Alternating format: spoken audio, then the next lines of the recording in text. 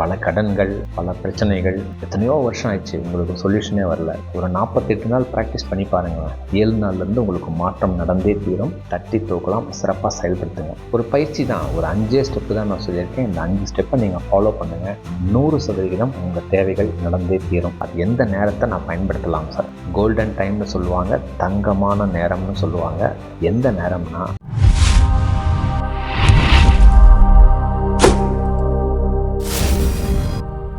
அன்பு வணக்கம். ஒரு அற்புதமான தலைப்பை பார்க்கலாம். ஆன்மீகத்தில் ஒரு சூப்பரான வேர்ட் சொல்லுவாங்க.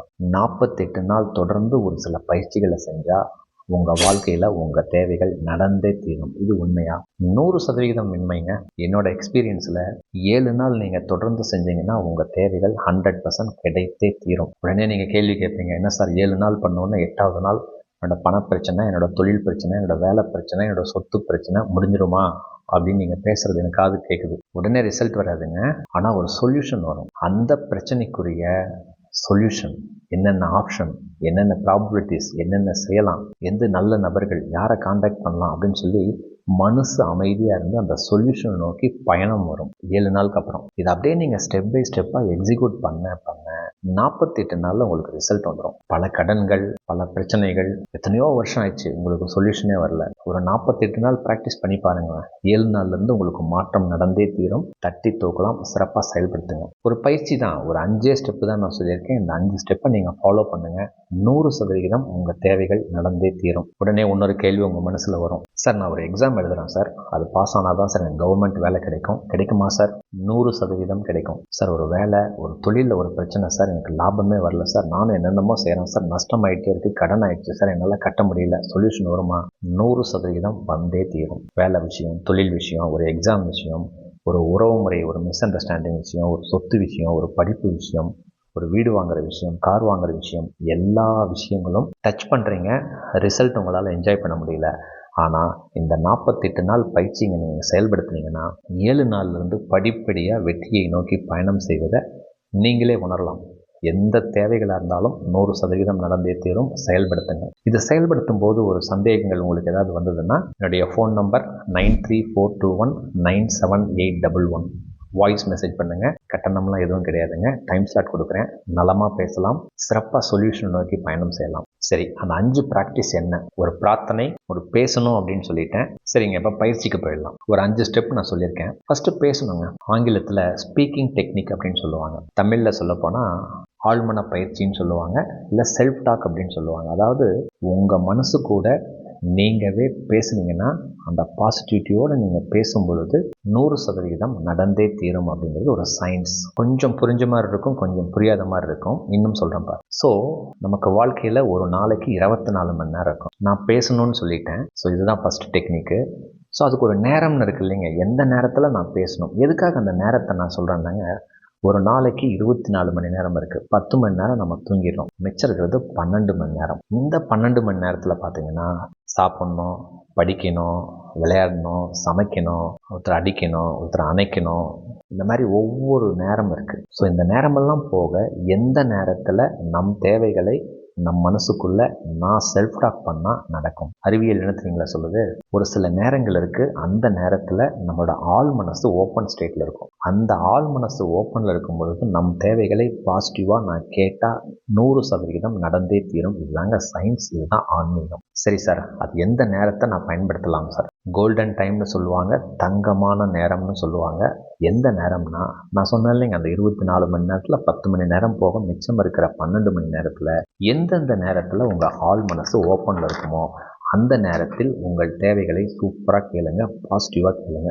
எந்த நேரம்னா முதல் நேரம் பிரம்ம முகூர்த்தம். பிரம்ம முகூர்த்தம்னா சூரியன் எப்போ உதைக்குதோ அதுக்கு முன்னால் ஒரு 3 மணி நேரத்துக்கு முன்னால். இது விடியற் காத்தில் இங்கே தமிழ்நாட்டில் எடுத்துக்கிட்டிங்கன்னா ஒரு 3 மணிலேருந்து 6 மணிக்குள்ளே வரும். ஒவ்வொரு கண்ட்ரியில் இது மாறுபடும். சூரிய உதவத்துக்கு முன்னால் ஒரு 3 மணி நேரம் அந்த டைம் ஸ்லாட் ஃபிக்ஸ் பண்ணிக்கணும். 2வது நேரம் இரவு படுக்கும் பொழுது. ஏன்னா இரவு ஒரு 8 மணி நேரம், 9 மணி நேரம், 10 மணி நேரம் படுக்க போகிறவங்க பொழுது அந்த நேரத்துக்கு முன்னால் ஒரு 1/2 hour நம்ம ஆள் மனசு ஓப்பன் ஸ்டேட்டில் இருக்கும். அப்போ உங்கள் தேவைகளை பாசிட்டிவாக நீங்கள் ரிஜிஸ்டர் பண்ணிங்கன்னா அந்த தூக்கத்தில் அதற்குண்டான செயல்பாடுகளை இன்ட்யூஷன் மூலமாக நமக்கு நம்ம மனசு கொடுத்தே தீரும். இதுதான் உண்மை. இந்த 2 சொன்ன உடனே 100 பேரில் 90 பேர் அவுட்டு. சார் நான் காலையில் எந்திரிச்சதே இல்லை சார், சூரியனையும் பார்த்ததில்லை சார். இன்னும் ஒரு சிலர் நான் நைட் டியூட்டிக்கு போகிறேன் சார், என்னால் எப்படி சார் முடியும்?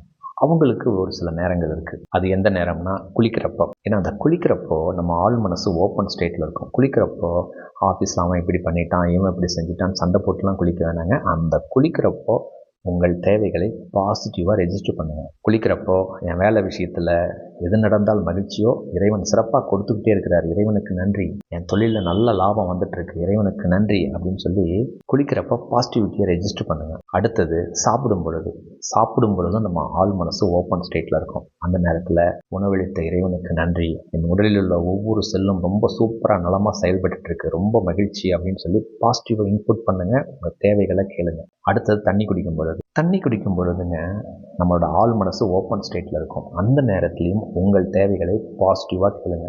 அந்த நேரத்தில் இந்த கோபம், வருத்தம், வேதனையெல்லாம் நமக்கு தேவையே இல்லை. பாசிட்டிவாக நீங்கள் உங்கள் தேவைகளை கேட்டிங்கன்னா நடந்தே தீரும். அதுக்கப்புறம் பார்த்தீங்கன்னா எமோஷ்னல் டைமிங் அப்படின்னு சொல்லுவாங்க. ஒரு கோபம், ஒரு வருத்தம், ஒரு வேதனை, ஒரு பய உணர்வு அந்த மாதிரி வரும் பொழுது கதவை சாத்திக்கிங்க, யாரும் என்னை டிஸ்டர்ப் பண்ணாதீங்கன்னு சொல்லிட்டு அந்த நேரத்தில் உங்கள் தேவைகளை கேளுங்க, பாசிட்டிவாக கேளுங்க.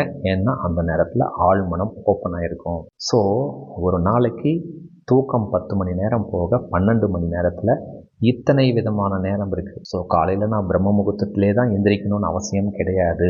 மற்ற நேரத்தையும் உங்கள் டைம் கன்வீனியன்ட்டுக்கு பயன்படுத்தி உங்கள் தேவைகளை பாசிட்டிவாக கேளுங்க, சூப்பராக நடக்கும். இதுதான் ஃபஸ்ட்டு ஸ்டெப். ஸோ எந்த நேரம்ங்கிறது ஃபிக்ஸ் பண்ணிட்டீங்க, பேசணும்னு சொல்லிட்டேன், அதுக்குண்டான நேரம் ஃபிக்ஸ் பண்ணிட்டீங்க. 2வது விஷயம் சிச்சுவேஷன் அக்செப்டன்ஸ்.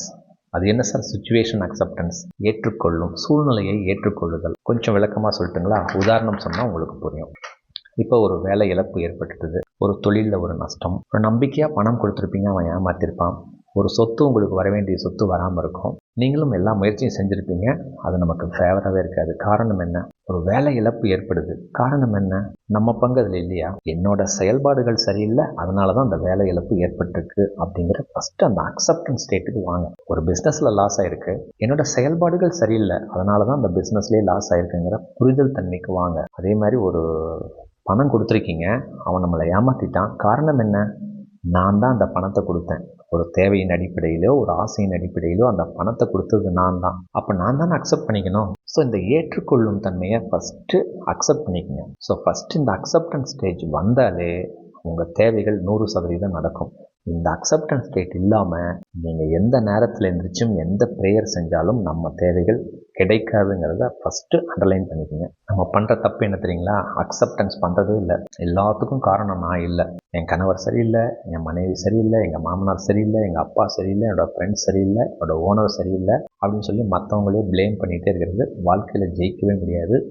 எந்த சூழ்நிலை உங்கள் வாழ்க்கையில் உங்களை தோக்க வச்சதோ அந்த சூழ்நிலையை கொஞ்சம் பொருத்தி பாருங்கள், ஒரு உண்மை புரியும். உங்கள் பங்கு இல்லாமல் அந்த சூழ்நிலையே நடக்காது. ஸோ ஃபஸ்ட்டு அந்த அக்செப்டன்ஸ் ஸ்டேட்டுக்கு வந்துட்டு அந்த நேரத்தை பயன்படுத்துங்க, நீங்கள் ஜெயிக்கலாம். 3வது விஷயம், நேரம் தெரிஞ்சிருச்சு சார், அக்செப்டன்ஸ் நான் புரிஞ்சுக்கிட்டேன் சார், என்னோட பங்கு இருக்குதுன்னு தெரிஞ்சுக்கிட்டேன் சார். இந்த ரெண்டும் 100% கோயின்சிடென்ஸ் ஆகிறதுக்கு சூப்பராக செயல்படுத்துகிறீங்க, நேரத்தையும் பயன்படுத்துகிறீங்க, அந்த அக்செப்டன்ஸ் ஸ்டேட்டுக்கும் வந்துட்டீங்க. இருந்தாலும் உங்கள் மனசில் நெகட்டிவ் தாட் நிறையா வந்துகிட்டே இருக்கும். என்ன சார் ஃபஸ்ட்டு நிறையா வந்துட்டு இருந்தது, இப்போ கொஞ்சம் கம்மியாக வருது சார், இருந்தாலும் எனக்கு நெகட்டிவ் தாட் வருது சார், அதுலேருந்து நான் எப்படி சார் வெளியில் வர்றது? சூப்பரான ஒரு டெக்னிக், சுவிட்ச் வேர்ட்னா மந்திர சொல், ஒரு சூப்பரான சுவிட்ச் வேர்ட். அந்த நெகட்டிவ் தாட் வரும்பொழுது உங்கள் மனசில் இருந்தால் அது உதயமாகுது. உடனே சொல்லுங்கள், ஸ்டாப் அப்படின்னு சொல்லுங்கள். சுவிட்ச் வேர்ட் ஸ்டாப் பண்ண சொல்லுங்கள். ஸ்டாப்னா நெல். நான் அதுக்கு தான் வேலை செஞ்சுட்ருக்கேன், நேரத்தை பிக் பண்ணிட்டேன், அக்செப்ட் பண்ணிட்டேன், அந்த ஸ்டெப்பை ஒவ்வொன்றா செஞ்சிட்ருக்கேன், ரிசல்ட்டை நோக்கி பயணம் செய்கிறேன். நீ ஏன் என்ன டிஸ்டர்ப் பண்ணுற அப்படின்னு சொல்லி அந்த எண்ணங்களுக்கு, அந்த தாட்ஸுக்கு ஸ்டாப் நோட்டீஸ் கொடுங்க. எத்தனை தடவை வந்தாலும் ஸ்டாப், இப்போ என்னை டிஸ்டர்ப் பண்ணாத, நான் அதுக்கு தான் வேலை செஞ்சிட்ருக்கேன். பயம் வரும், என்னை டிஸ்டர்ப் பண்ணாத, பயமுறுத்தாத, நான் அதுக்கு தான் வேலை செஞ்சிட்ருக்கேன், நான் 100% இந்த பிஸ்னஸில் சக்ஸஸ் ஆகிடுவேன் அப்படின்னு சொல்லி ஸ்டாப் நோட்டீஸ் கொடுங்க. நெகட்டிவ் எண்ணங்கள் எது வந்தாலும் ஸ்டாப் நோட்டீஸ் கொடுங்க. இதுதான் 3வது சுவிட்ச் வேர்ட். இந்த 3வது ஸ்டெப்பு ஃபாலோ பண்ணுங்கள். ஃபஸ்ட்டு ஒரு 7 நாள் கஷ்டமாக இருக்கும், வர எண்ணங்களுக்கு ஸ்டாப் நோட்டீஸ் கொடுக்குறது. 1 நாள் 2 நாள் ஆச்சுன்னா ஈஸியாக ஸ்டாப் நோட்டீஸ் கொடுத்துடலாம். ஸ்டாப்னு சொன்னோன்னா வராது. 7 நாளுக்கு அப்புறம் நெகட்டிவ் எண்ணமே உங்களை நோக்கி வராது. செயல்படுத்தி பாருங்கள், சூப்பரான ரிசல்ட் வரும். சரி, இப்போ 4வது கன்சிஸ்டன்சி. அதை உணர்ந்தால் பத்தாது, கன்சிஸ்டன்சியாக இருக்கிற 12 மணி நேரத்தில் எவ்ரி 1 hour உங்கள் மனசுக்கு ரெஜிஸ்டர் பண்ணும். எல்லாரும் பண்ணுற என்ன தப்பு தெரியுங்களா? காலையில் எந்திரிக்கிறோம், பிரபஞ்சத்தை கேட்குறோம், மற்ற நேரத்தில் அந்த கன்சிஸ்டன்சி இல்லாமல் அந்த நெகட்டிவை ஹோல்டு பண்ணிகிட்டே ட்ராவல் பண்ணிட்டு இருக்கீங்க. ஸோ அதை ஸ்டாப் பண்ணோன்னா எவ்ரி 1 hour ஒரு அலாரம் வச்சுக்கிங்க. 1 hourக்கு ஒரு தடவை உங்கள் தேவைகளை ரெஜிஸ்டர் பண்ணிகிட்டே இருங்க. அது வேலை விஷயமா இருந்தாலும் சரி, பண விஷயமா இருந்தாலும் சரி, தொழில் விஷயமா இருந்தாலும் சரி, சொத்து விஷயமா இருந்தாலும் சரி, வீடு வாங்குற விஷயமா இருந்தாலும் சரி, ஒரு திருமண விஷயமாக இருந்தாலும் சரி, ஒரு எக்ஸாம் விஷயமா இருந்தாலும் சரி, எவ்ரி 1 hour கன்சிஸ்டன்சியாக பாசிட்டிவாக நீங்கள் ரெஜிஸ்டர் பண்ணிகிட்டே இருங்க. இல்லைன்னா அந்த நெகட்டிவ் உள்ளே வந்துடும். நெகட்டிவ் உள்ளே வரும்போது ஸ்டாப் நோட்டீஸ் கொடுத்துருங்க. அப்போவும் அதில் ட்ராவல் பண்ணிகிட்டே இருப்பீங்க. அதனால் கன்சிஸ்டன்சியாக பாசிட்டிவை எவ்ரி 1 hour ஆர் 2 hour நீங்கள் ரெஜிஸ்டர் பண்ணிகிட்டே இருங்க. இந்த கன்சிஸ்டன்சிக்கு மிகப்பெரிய சக்தி இருக்குது. செயல்படுத்தினா உங்களுக்கு தெரியும். 5வது விஷயம் அஃபர்மேஷன், ப்ரேயர். கன்க்ளூஷன் பார்ட்டுக்கு வந்துட்டோம். அந்த ப்ரேயரை நீங்கள் பாசிட்டிவாக செயல்படுத்தணும். எல்லாரும் பண்ணுற தப்பு என்ன தெரியுங்களா? எனக்கு கிடைச்சிருச்சு, எனக்கு இது கிடைத்து விட்டதுன்னு சொல்லி எழுதிக்கிட்டே இருக்கிறது. சும்மா ஒரு எக்ஸாம்பிள் சொல்லட்டுங்களா? எனக்கு 1 கோடி ரூபா கிடைச்சிட்டு விட்டது, எனக்கு 2 கோடி ரூபா கிடைத்து விட்டது, தினமும் எனக்கு 10 லட்ச ரூபா கிடைத்து விட்டது. கிடைச்சிருமா? கான்செப்ட் ஃபஸ்ட்டு புரிஞ்சுக்கிங்க. நான் எதை சொன்னால் என் மனசு நம்புமோ அந்த விஷயங்கள் தான் நடக்கும். நம்பாத விஷயங்களை எனக்கு மாதம் 10 லட்ச ரூபா வந்து விட்டது, மாதம் 1 லட்ச ரூபா வந்து விட்டது, எனக்கு டெய்லி 50 லட்ச ரூபா வந்துடுச்சு, நான் 1 கோடி ரூபாய் பெற்று விட்டேன் அப்படின்னு சொல்லி என்ன சொன்னாலும் உங்கள் மனசு கேட்காது. சின்ன சின்ன விஷயங்கள் நடந்துருச்சுன்னு சொன்னால் உங்கள் மனசு கேட்கும். அதனால் பெரிய விஷயங்களுக்கு அப்படி கேட்காதீங்க. அதனால தான் நான் என்ன சொல்கிறேன்னா, பெரிய விஷயங்களுக்கு ஒரு அற்புதமாக அந்த பணம் தேவைப்படுகின்ற சூழ்நிலையை இந்த இறைவன் சிறப்பாக எனக்கு கொடுத்துட்டே இருக்காரு, கொடுக்குற சூழ்நிலையை உருவாக்கிட்டே இருக்கிறாருன்னு சொல்லி பாசிட்டிவாக கேளுங்க. நிறைய பேர் என்கிட்ட கேட்குற கேள்வி, சார் ஒரு சில சேனல்லாம் பார்க்குறேன் சார், எனக்கு கிடைத்து விட்டது, பெற்றுக்கொண்டேன் அப்படின்னு சொல்கிறாங்க. நீங்கள் தான் கிடைக்கிற சூழ்நிலையை உருவாக்குற இறைவனுக்கு நன்றி அப்படின்னு சொல்கிறீங்க, கொஞ்சம் டிஃப்ரெண்ட்டாக இருக்கே அப்படின்னு சொல்கிறீங்க. நான் உங்களுக்கு சொல்லுவேன், சரி சார், டெய்லி எனக்கு 10 லட்ச ரூபாய் கிடைத்து விட்டதுன்னு ஒரு 10 நாள் எழுதுங்க சார், 10 நாள் அஃபர்மேஷன் பண்ணுங்கள் சார், பணம் கிடைச்சிச்சுன்னா எனக்கு ஃபோன் பண்ணுங்கன்னு சொல்லுவேன். கிடைச்சிடுமா? ஸோ கொஞ்சம் புரிஞ்சுக்கிங்க. ஸோ நம்மளை மீறி நம்ம சொன்னால் நம்ம மனசு கேட்கணும். சின்ன விஷயங்கள் சொன்னால் கேட்கும். நான் இன்றைக்கி போய் ஐஸ்கிரீம் சாப்பிட்ணும், இந்த ஹோட்டலில் போய் சாப்பிட்ணும், கிடைத்து விட்டதுன்னா கிடைக்கலாம். இதே பெரிய விஷயங்கள் செல்லும்பொழுது அது நமக்கு கிடைக்கிறதுக்கு லேட் ஆகும். காரணம், என் மனசு என்னை நம்பாது. அதனால் இந்த பணம் வர விஷயத்தில் எது நடந்தால் நான் ரொம்ப மகிழ்ச்சியாக இருப்பேனோ அந்த அற்புதமான சூழ்நிலையை இந்த இறைவன் எனக்கு சிறப்பாக கொடுத்துட்டாரு, நான் ரொம்ப மகிழ்ச்சியாக இருக்கேன்னு சொல்லி பாருங்கள்.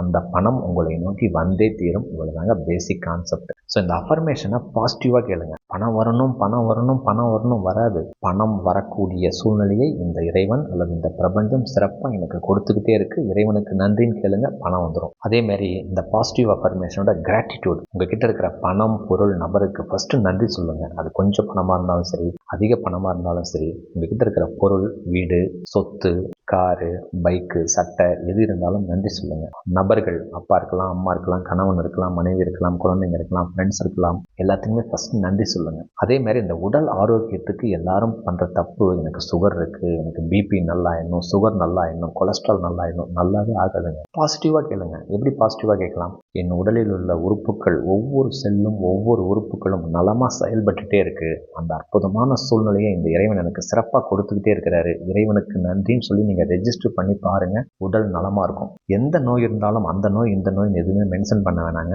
உங்கள் தேவைகளை பொதுவாக கேளுங்க, சூப்பராக உங்களுக்கு ரிசல்ட் கிடைக்கும். ஸோ இந்த 5 பாயிண்ட்டை மட்டும் நீங்கள் சிறப்பாக உங்கள் வாழ்க்கையில் எந்த பிரச்சனை வேணால் இருக்கட்டுங்க, கொஞ்சம் பொருத்தி பார்த்து நீங்கள் செயல்படுத்துங்க. நேரம், சூப்பரான நேரத்தை பிக் பண்ணிக்கோங்க. சுச்சுவேஷன் அக்செப்ட் பண்ணிக்கோங்க. அந்த பங்கு நம்ம பங்கு இருக்குங்கிறத அக்செப்ட் பண்ணிக்கோங்க. 3வது, அப்போவும் நெகட்டிவ் தாட் நம்ம மனசுக்குள்ளே வந்ததுன்னா சுவிட்ச் வேர்டு யூஸ் பண்ணுங்கள், ஸ்டாப்புங்கிற சுவிட்ச் வேர்டை யூஸ் பண்ணுங்கள். 4வது, கன்சிஸ்டன்சியாக பண்ணுங்கள். ஃபஸ்ட்டு 7 நாளைக்கு மட்டும் கன்சிஸ்டன்சியாக பண்ணுங்கள், அதுக்கப்புறம் தேவையில்லை. அந்த 7 நாள்லேயே உங்கள் மனசு ஒரு தெளிவுக்கு வந்துடும். 5வது விஷயம் அஃபர்மேஷன். அந்த ப்ரேயரை பாசிட்டிவாக கேளுங்க. இந்த 5ஐயும் நீங்கள் செயல்படுத்தினா 7வது நாள்லேருந்து உங்கள் வாழ்க்கையில் மிகப்பெரிய ஒரு மிராக்கிள் நடக்கும். அந்த என்ன பிரச்சனையோ அந்த பிரச்சனைக்கு ஒவ்வொன்றா சூழ்நிலையை நோக்கி பயணம் செய்யக்கூடிய சூப்பரான சான்ஸ் கிடைத்தே தீரும். செயல்படுத்துங்க. 100% நீங்கள் சக்ஸஸ் ஆகலாம். இந்த வீடியோ உங்களுக்கு ரொம்ப பிடிச்சிருக்கும் அப்படின்னு நான் நம்புகிறேங்க. சிறப்பாக உங்கள் நண்பர்களுக்கு, பிடித்தவர்களுக்கு, அன்பானவர்களுக்கு அற்புதமாக ஷேர் பண்ணுங்கள். அடுத்த காணொலியில் இன்னும் ஒரு நலமான தலைப்பில் நிறைவாக சந்திக்கலாங்க. மிக்க நன்றி, மகிழ்ச்சி.